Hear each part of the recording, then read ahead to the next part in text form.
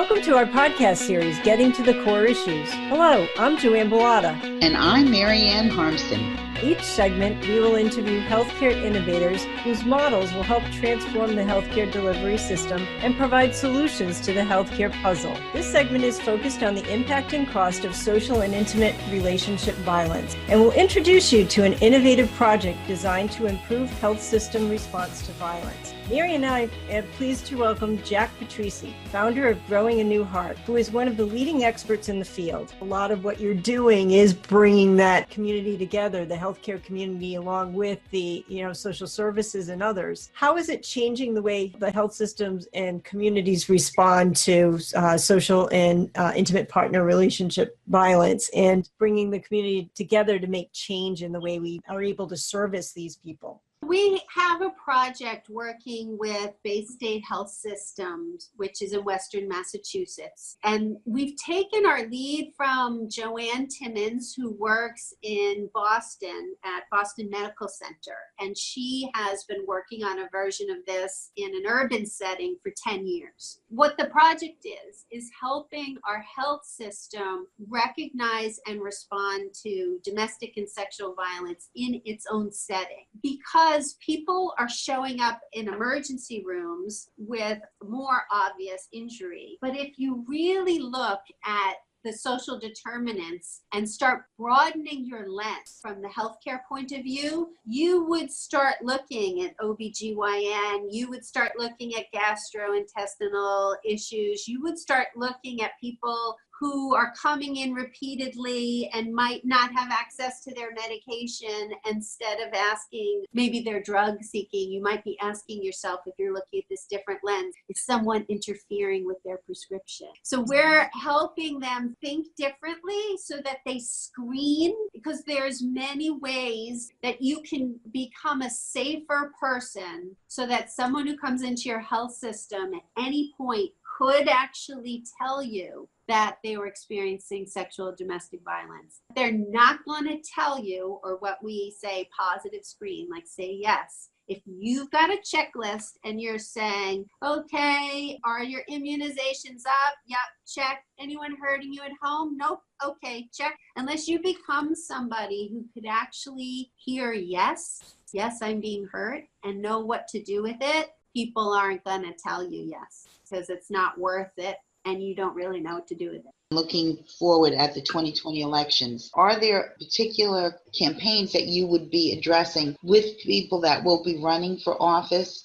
I'm thinking about Kristen Gillibrand, I'm thinking about Kamala Harris, Cory Booker, or it doesn't have to be Republican or Democratic, but a platform considering the impact, the billions of dollars of impact in medical care. We've got organizations all over the country.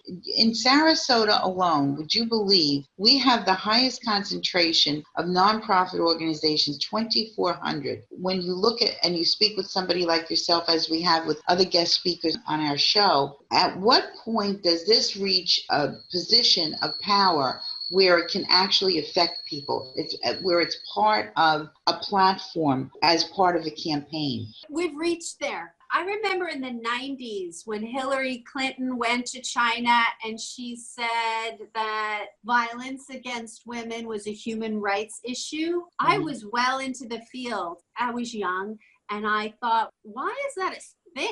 Why do you have to say that? Of course it is. I didn't really understand how much thinking, attitudes, beliefs, how entrenched the idea was that this is still separate and private. And now we're back. And then I got the picture, and then there was movement forward with the Violence Against Women Act. And now we're really pulling the veil off of those attitudes and beliefs. What's changed politically for me, I can see the impact right away in my work. This will get back to what we need to do going forward in 2020. Once 2018 in 16 hit, in the beginning of all my presentations, I would talk about what is misogyny and what are those attitudes and do they actually exist? And most people would say, no, that's not a real thing. That's old times. People aren't really like that anymore. And I'd have to give them all the data to say, no, these beliefs are alive and well. I stopped having to do that once people started hearing how easy it is to succeed politically in America, even if you show active contempt towards women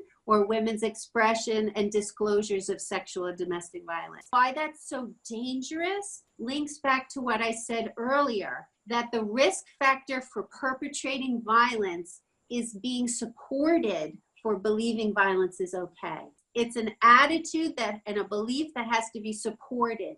And so once that was supported, we started seeing more perpetration in our communities. And in groups where we deal with perpetrators, they actually would say right out, the president's one of us. They would say it right out. We wouldn't say that. They would say that. They would actually, after the Kavanaugh hearings, we have many people who are sexually violent in our groups say, oh, he's a predator just like us. They would recognize this and then would push back on the facilitators, making it harder. What's at stake is which set of values you're going to support. Those values, when it comes to violence, lead directly to behaviors that are either more violent or less violent. So it has to be overtly part of a platform that we support the Violence Against Women Act. We believe survivors, when they disclose, that we're going to put money into prevention. It's so ridiculous that we know that prevention works, but we don't fund prevention.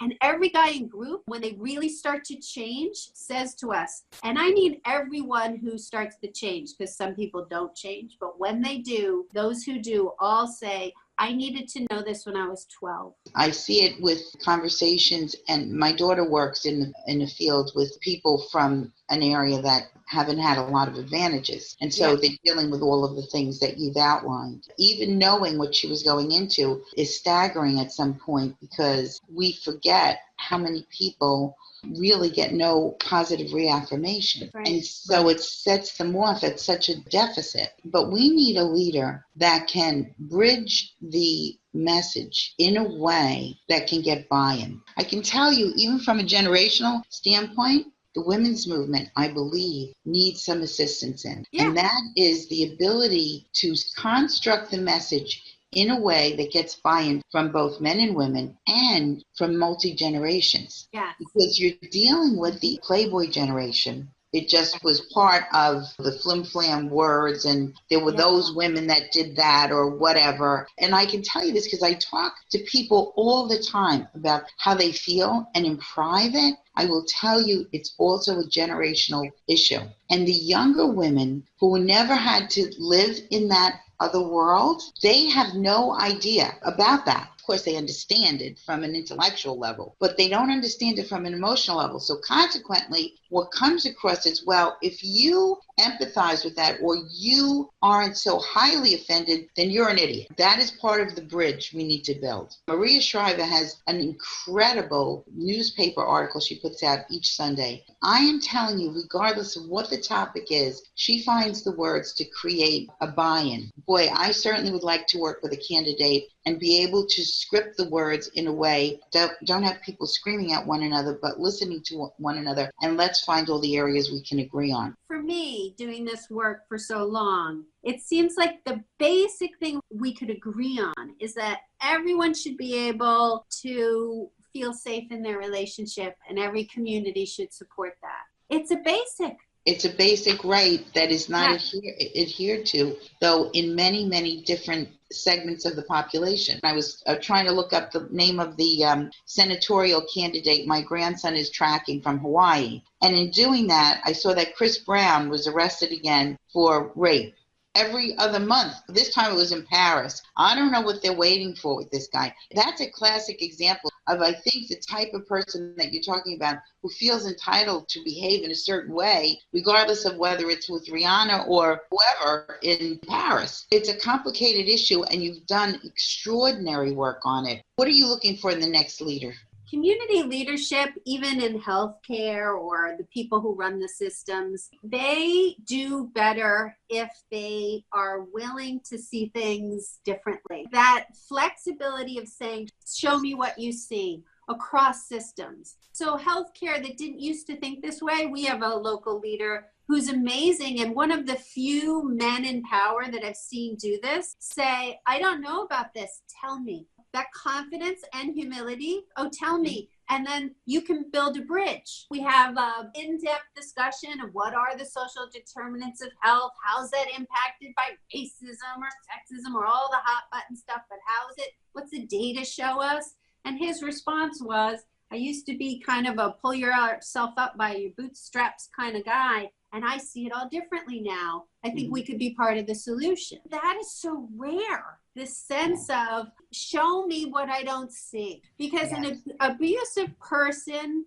you can tell right away is if they feel uncomfortable in any way, from all the way to irate to just out of their element, they respond by using whatever tools they have to intimidate or hurt others. But someone who's not abusive doesn't do that. And so leadership at the highest level could just stand in what they know and say, and show me what I'm not seeing. You have all the people who really are committed to their work. They're not the enemy. People who want to stop sexual violence are not the enemy. People, the Me Too movement's not trying to hurt anybody. They want actually the world to be safer. People who are talking about racism are not accusing. They want the world to be safer.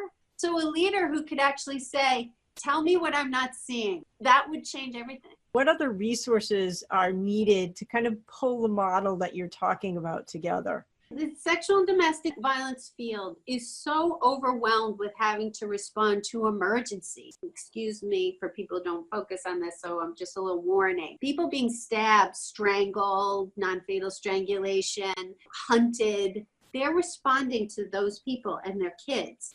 Carving out some time to do this community work, actually start thinking, oh, if I really get to know the folks in the healthcare system, that'll be better for survivors I serve. That's a shift on our part too. Showing up to where the other systems work and making those connections, that's something that people doing the responding to survivors need to shift to. We have to reshift some of our time and some of our priorities so that we can start shifting the systems that haven't shifted. We did that a lot with the criminal justice system. In the 90s, there was money that started and a whole focus on how does the criminal justice system define sexual and domestic violence. And the same thing like with corrections and community corrections. And now that system is somewhat more responsive. But we could do that with the healthcare system. In the healthcare system today, there is so much stress on the primary care providers that it's created a boondoggle. So they're focused on, that's why we have so many specialties. Joanne and I think one of the hopes that we have in doing this podcast series is just shift some of the dynamic on the mental health issue and how we can have access to it through either primary care or clinical care within a community, so that people will finally be able to have access to it, and it will be funded in a way that doesn't detract from what physicians are already struggling with. Primary care physicians keep getting a reduction, or their expenses are going up, but their reimbursements aren't. Then we want to say, but we should incorporate additional responsibilities in their field in terms of emotional health. So therein is a little bit of a conundrum on how to do that. Yeah, we don't want to make healthcare providers responsible for solving this problem or for telling survivors what to do. We want to increase the safety of survivors and reduce isolation so that healthcare providers can just be more compassionate and make a warm referral to people they know really well in the community of advocacy, which is funded differently. And there are always community benefits money that the hospitals are required to use that could support the advocacy response so that people who do this for a living can take it from there. But there's a big disconnect between even seeing, like that you don't want to have that conversation because you only have 15 minutes and you don't have time to have that conversation. Right. But if everybody, if radiology, if intake, if the nurses, if everybody's giving this unafraid, skillful screening question that's compassionate and that tells the person, I really see it from your point of view. You could tell me yes, and we have someone here at the hospital that's going to connect you. That's not going to cost them more time. We don't want them to have the long conversation. Those take hours, and it's not their skill set. They need to be doing what they do. But right now we have a big block, and we could change that because it's going to save money. Because those people who are repeatedly coming for many different reasons, the source of that is the domestic violence or the sexual violence. Right. I found too that the key to your model, and correct me if I'm wrong, is really creating the relationship with the medical community and all these other advocacy agencies that are out there. They had done some contract work for a methadone facility. Mm-hmm. And the hospital kept getting these people coming into the emergency room. They weren't really equipped to help them with their opioid abuse treatment. They didn't know that there was a substance abuse facility right in their town. And they didn't know there was a transportation service that could help these people, that there was, another agency that could provide them with, food and housing and shelters. So they did bring in a community meeting and of all these advocacy agencies to start to form that relationship. So now they had somewhere to refer this person so that they weren't just tossing them on the street. I think that's a lot of what you're talking about for domestic violence, is having the medical community have a relationship with all these other agencies to deal with all those other social determinants of health. That's right. And the rural model we're working on now takes for granted that there's no money because rurally the funds are so slim. Mm-hmm. And so we do what rural people do all the time, which is make it work with what you have.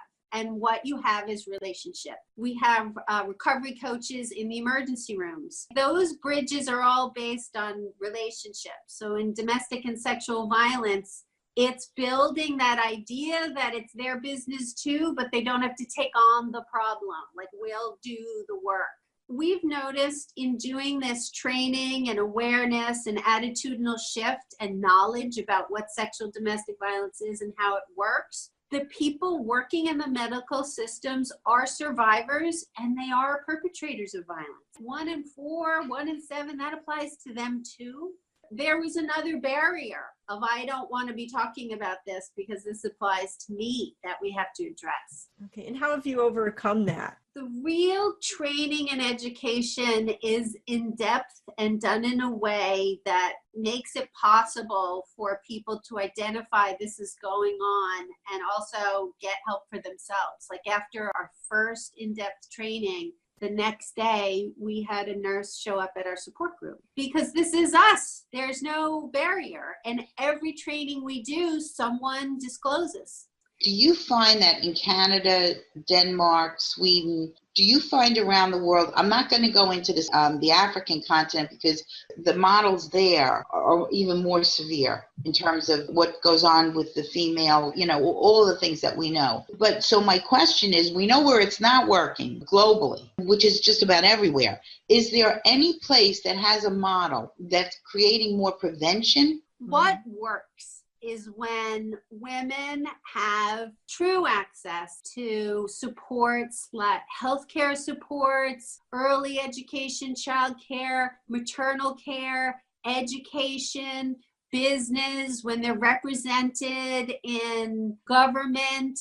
The more women are supported, the more the outcomes are. It is actually about women's agency or ability to move and make decisions and take care of their own well-being that makes the outcomes better. Empowering the women. Like Iceland. Like Iceland. Okay. Yeah.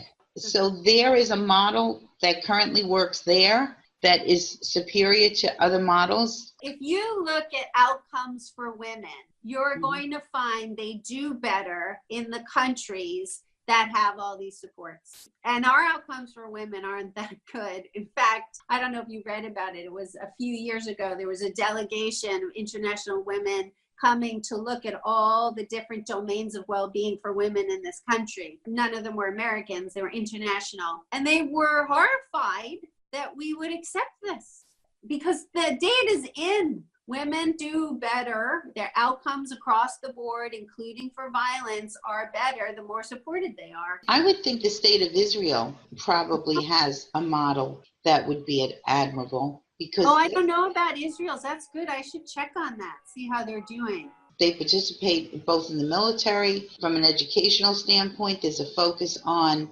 equality for men and women, young boys and young girls. I have not been to Israel, but I've read about different initiatives. And I have a friend that made a movie about an Israeli and a Palestinian girl who were friends. But when you empower women, when you empower anyone so that they feel strong and they're not frightened, it leads to a better outcome, always leads to a better outcome. If a community wants to institute your model, how do they go about doing it? What kind of data do they need? Where would they find that data? And how much is your program costing to launch and to put into place? In addition to the advocacy that already exists in the community where there's no additional costs, it's a nominal amount. Like I think the initial community benefits grant we got is $5,000 for an internal nurse in the hospital to become involved with us. The costs are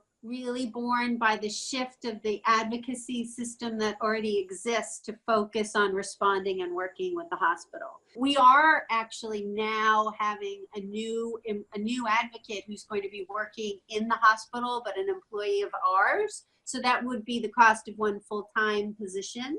But the others is a hospital committing to allowing people to attend. They created their own internal domestic violence task force. So making that possible within their shifts to be reimbursable so they can do that. We're not talking about a great cost. In order to look at data and how are we succeeding, hospitals would have to start thinking about tracking domestic violence and sexual violence, which mostly they don't do, like within a hospital. We're just starting to track referrals that we're getting. We didn't track those either. So we're all having to reorganize ourselves and think differently. People can contact me at Growing a New Heart to consult on figuring out what's best for your community. And I could also put you in contact with my colleagues who've been doing this in an urban setting 10 years longer than I have. And I'd be happy to help people think through what the strengths are, where the relationships can be built. So one thing I want to emphasize is that the overlap between intimate partner violence, domestic violence, it includes sexual violence, and how that shows up in the healthcare is that people might not have access to or be able to take their birth control. People might have abortions that they don't want to have or be prevented from ending, terminating a pregnancy. People who are in abusive relationships don't have full control over their reproductive health. And a lot of people don't think about that as part of domestic violence. And of course, there's huge costs associated with reproductive health care. That's one of the just eye-opening facts that I want people to think about when they're thinking about the healthcare's response to domestic violence. What you have discussed with us is phenomenal. And I think the subject is so over-encompassing that we probably could spend days talking about it. And maybe at one point we can come back to you. We thank you so much, JAC. For more information about JAC and her work, please visit our website at exigentkey.com. Don't forget to share this podcast with your family, friends, and colleagues. Thank you.